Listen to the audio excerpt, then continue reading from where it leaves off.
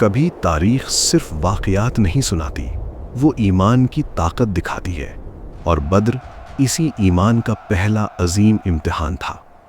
یہ وہ لمحہ تھا جب تعداد کم تھی، وسائل محدود تھے، اور سامنے ایک ایسی قوت تھی جو خود کو ناقابل شکست سمجھتی تھی۔ لیکن یہ جنگ ہتھیاروں کی نہیں تھی، یہ جنگ یقین کی تھی۔ ہجرت کے بعد مدینہ میں مسلمان ایک نئی زندگی کی بنیاد رکھ رہے تھے، مگر مکہ کے سردار اس خاموشی کو کمزوری سمجھ بیٹھے۔ مسلمانوں کی جائیداد لوٹی جا چکی تھی، ظلم برسوں سے جاری تھا، اور اب ایک قریشی تجارتی قافلہ شام سے واپس آ رہا تھا۔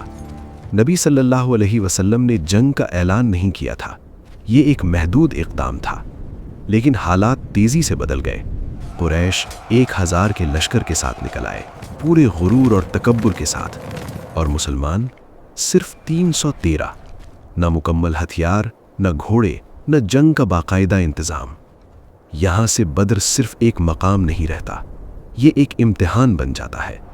قرآن گواہی دیتا ہے کہ اس دن دل کانپ رہے تھے، مگر زبانوں پر اللہ کا نام تھا۔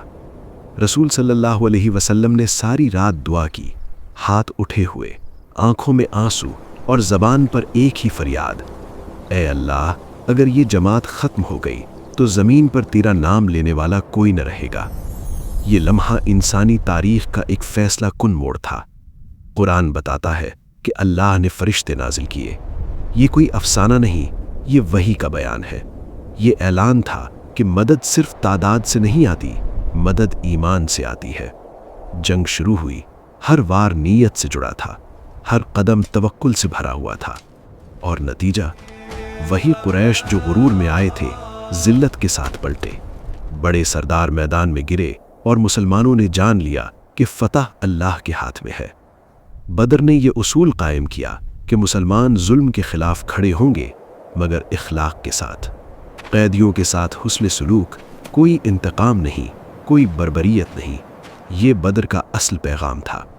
بدر ہمیں سکھاتا ہے کہ کمزوری وسائل میں ہو سکتی ہے، ایمان میں نہیں، اور جب نیت خالص ہو تو آسمان زمین کی مدد کے لیے جھک جاتے ہیں۔